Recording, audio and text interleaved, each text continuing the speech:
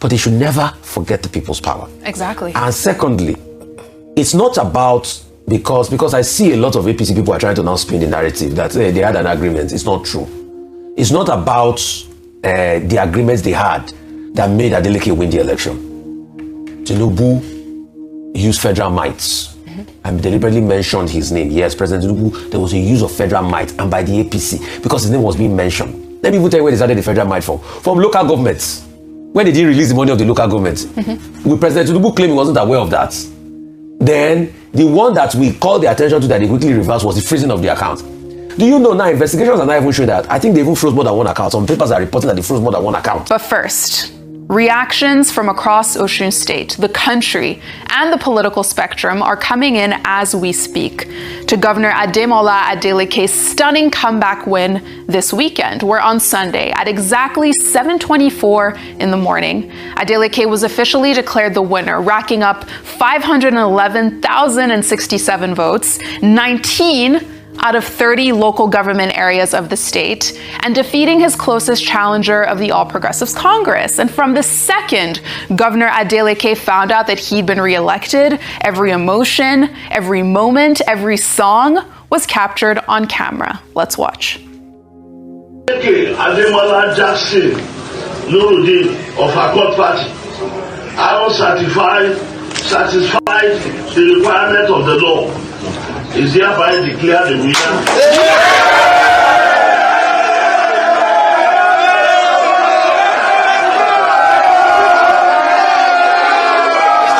Did you ever fear? Did you ever express the fear at any time that this victory may not come eventually? I have an answer to that. I have a God who never fails. I have a God who never fails.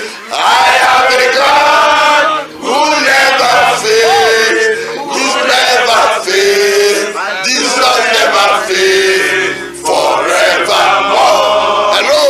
I'm expecting Oyebamiji to even, as a civilized person, to call me and congratulate me. And of course, I want to seize the opportunity to thank Mr. President. Mr. President has called me and he has congratulated me. And thank you, Mr. President, for making sure democracy lives on, because you fought for it. Sing it. Praise God. Hallelujah. Praise God.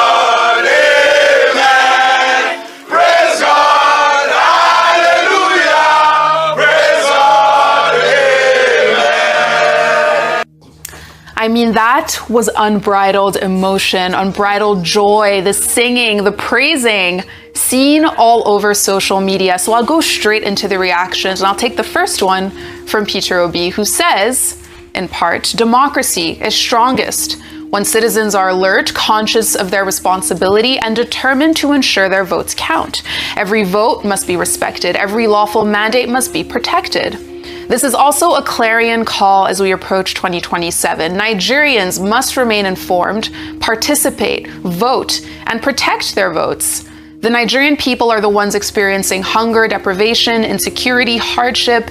Therefore, they're the ones with the power through their votes to bring about change. All political actors should place the interests of the people above partisan considerations to embrace peace. Now, elections should never be battles out of violence, but contests of ideas, competence, and service. May the Osun experience strengthen our confidence in the democratic process and inspire Nigerians everywhere to remain vigilant and committed to building a truly people-centered nation. Then, of course, we have Daniel on Lekeleke, who said they tried to make people afraid of the ballot, but people still came out. They stood in queues, they waited, they voted, and they refused to let fear decide their choice. That is what democracy is supposed to look like. You can threaten a person, you can pressure a person, you can try to intimidate a person, but you cannot permanently silence a people who have decided that their vote belongs to them. Osun has reminded us of something important. A vote may look small in your hand, but millions of votes can speak louder than power. Respect the people, respect the ballot, respect democracy. And from here, let me just say good morning and happy Monday, new week, new energy.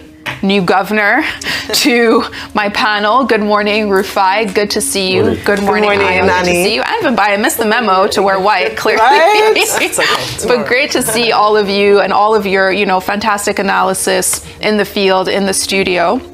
And I think that last piece from Daniel on Lekeleke made a point, because this weekend it felt as though the entire country was watching this single state as a bellwether on the state of democracy and where the country might be headed. Another major takeaway for people online was Adeleke's almost immediate recognition of President Bola Ahmed Tinubu, and that's because the president almost immediately acknowledged him.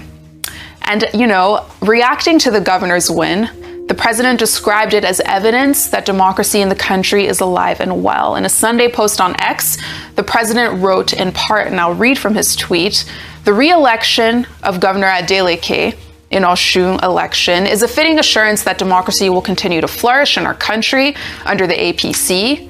I called Governor Adeleke earlier today to congratulate him on his victory. His victory once again confirmed the confidence that people have in him."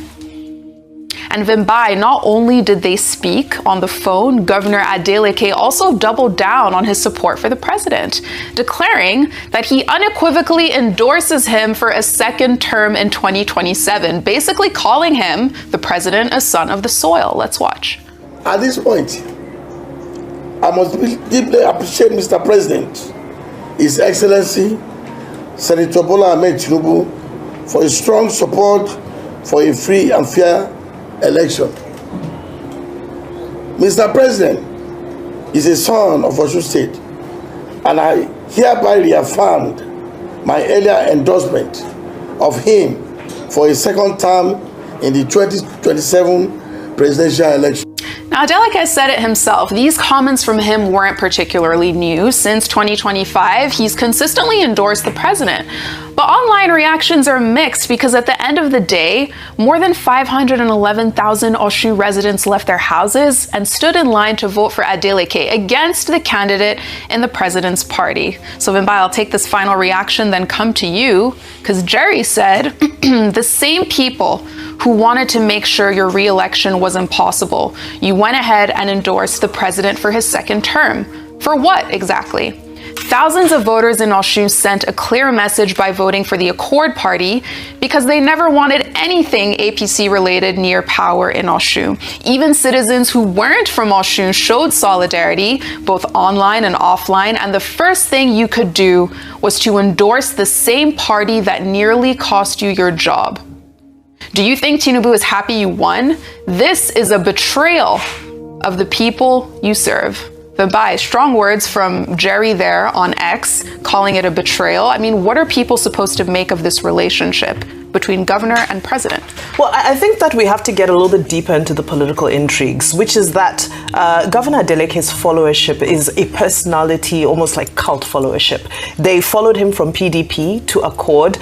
It can be argued that they would have followed him wherever he chose to go. You'll recall that his initial intention had been to move to the APC, but that plan was scuttled by members of the APC. Many say that the former governor, Oyetola, was the one who led that move. And, if you speak to some of the APC stalwarts now, they'll tell you privately that this was probably one of APC's biggest strategic failures. But they're now saying that, if 1 million people could come out to vote for this Osun State election, then they are hoping that can translate to 1 million votes for President Tinubu.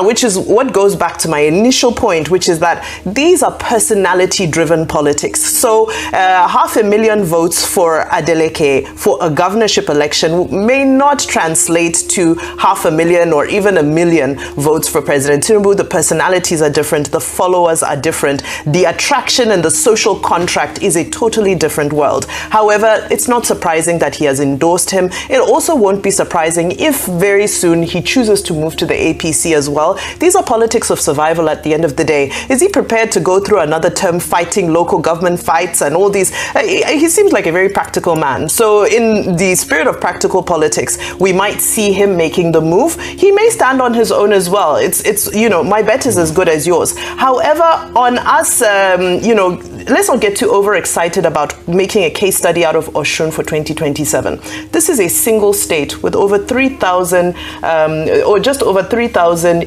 polling units and 30 local government areas.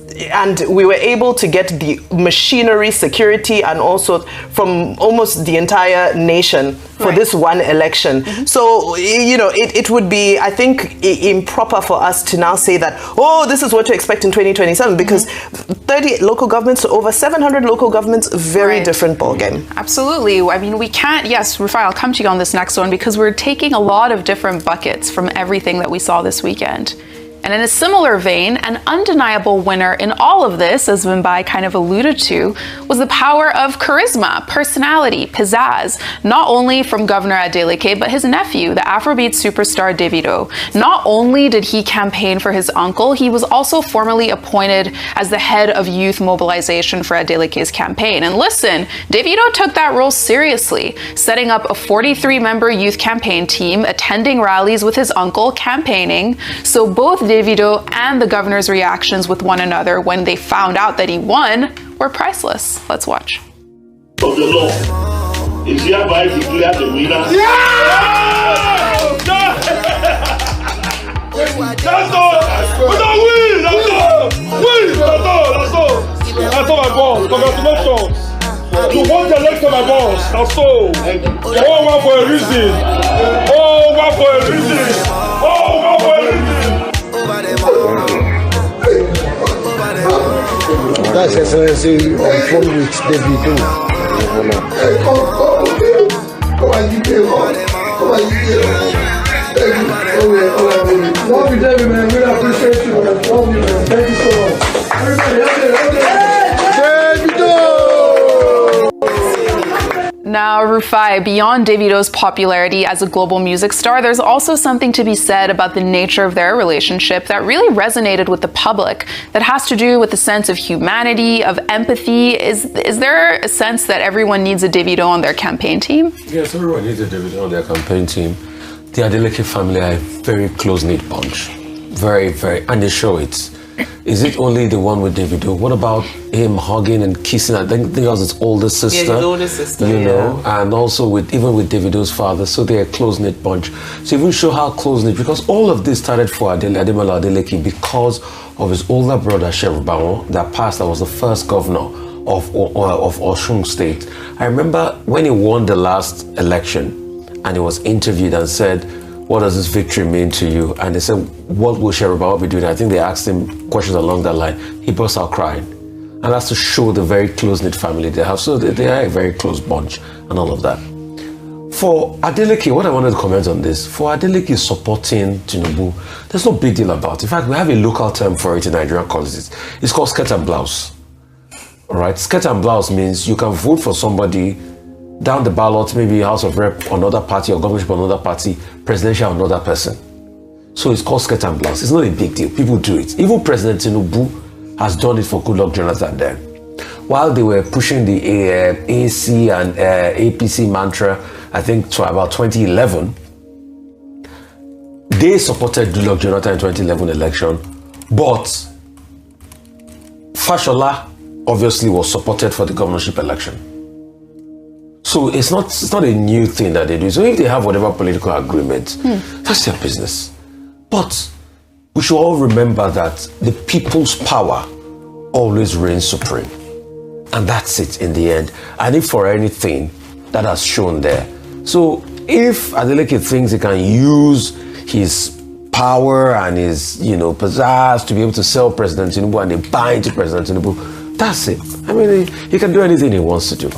It's a normal thing. I mean, it's not a big deal that people normally do it in this part of the world and all of that. But they should never forget the people's power. Exactly. And secondly, it's not about because I see a lot of APC people are trying to now spin the narrative that they had an agreement. It's not true. It's not about the agreements they had that made Adeleke win the election. Tinubu used federal might and deliberately mentioned his name. Yes, President Tinubu, there was a use of federal might and by the APC because his name was being mentioned. Let me even tell you where they started the federal might from. From local governments. when they didn't release the money of the local government. With President Tinubu claim he wasn't aware of that. Then the one that we called the attention to that they quickly reversed was the freezing of the account. Do you know now investigations are not even showing that? I think they even froze more than one account. Some papers are reporting that they froze more than one account in the states. The heavy militarization, they did. They used every federal might possible. It's just that it didn't fall to them because the power of the people was stronger than anything. So this narrative they're not trying to push that is because of they had the program. No. In fact, let me now debunk the argument by saying, didn't Oyetola publicly say that because you are supporting Tinubu does not mean that will not beat you? I know, Oyetola said it publicly now. Right. So let's stop all of this because now they're trying to spin the narrative against the Tinubu because they haven't again. No, they use federal might against them. It didn't just work. The people might reign supreme. The people might reign supreme, which is the perfect segue into our next section of stories. Because there was the public, the people of Osun State, who up until this moment are being spoken about, analyzed, regarded as a beacon of hope for the Nigerian democratic project. Why? Because throughout the weekend, social media was flooded with videos of Osun indigents fervently defending their right to vote for their preferred candidate, including this moment where voters were seen following a truck to make sure their ballots made it to the INEC center. Let's watch.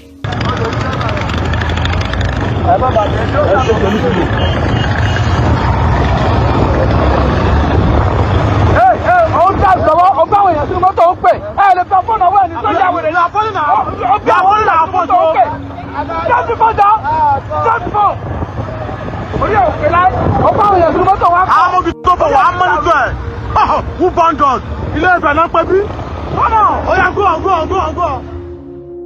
Motorcycle gang chasing ballots. Then there was this moment when a group of men admitted to allegedly taking money to vote for a particular candidate, but used the money to buy fish instead. Let's watch.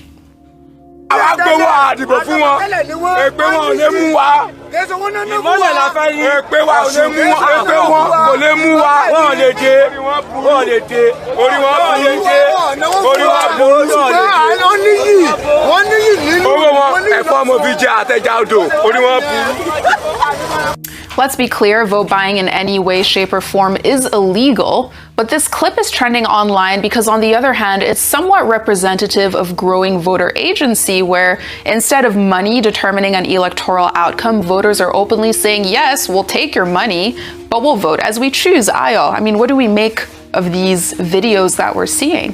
All right, that's fantastic. I know people, yes, and I'm glad that you put the caveat at the beginning that we do not endorse voter buying. It's still a flawed system. We don't have strong institutions yet to the extent where voter buying is either eliminated or at best very minimal during elections. We saw a lot of voter buying prior to elections and during elections. I mean, we cannot forget the cursed rice video that you showed us here on what's trending, where the woman was giving it. So people were eating that cursed rice and voting alternatively. What I'm saying is that this is what we say, that, okay, you collect the money, but don't forget that the fact that you collected money should mean that you're selling your future. You're selling what is meant to be for your own good. How much money? 50,000 naira, let's say, which was said to be touted as to the amount of money that was given in some instances. What can 50,000 naira do for you in a week? What can it do for you in a month? Whereas if your leaders build good roads, create jobs, make life worth living for you, you will gain a lot more than 50,000 naira. And I believe that this should be a central message for civil society organizations, for us as media, for political parties to push to the people that you should not sell your future. And then talking about the power of the people, it's Dr. Obi that talks very frequently about the power of the citizen, saying that the office of the citizen is the highest office in the land, and that the most you can rant on X, you can rant on social media, but if you are not doing anything about it with regards to registering to vote, actually voting, protecting your vote, as we saw in the last election, then nothing will change in Nigeria. So that's why I started off this morning by saying that the MVPs, the most valuable players, the critical success factor of the elections over the weekend were the people of Osun State. And if we can replicate this, and I'm not saying this, I'm saying it without prejudice to any political party, Vote your choice. Let it be based on who you want and not on people, a group of people rigging the election in their favor. If you want APC, vote for APC. If you want PDP, vote for PDP if they're on the ballot. If you want ADC, vote for ADC. If you want NDC, vote for NDC. If you want Accord, vote for Accord. Right. Vote for the person that you want, but let it be based on who's going to move your life forward and take Nigeria and build the nation. And so I applaud once more the people of Osun State. If it could be done in Osun State, it can be replicated across the 36 states of the country. So get your PVC, go out and vote, and ensure that your votes count. Absolutely. What a note to end on, the power of the people. But before we move on to our next set of stories, let's highlight the sweet moment when former President Olusegun Obasanjo visited Governor Adeleke. And like the saying goes, when in Rome, do like the Romans do. So of course, they danced. Let's watch.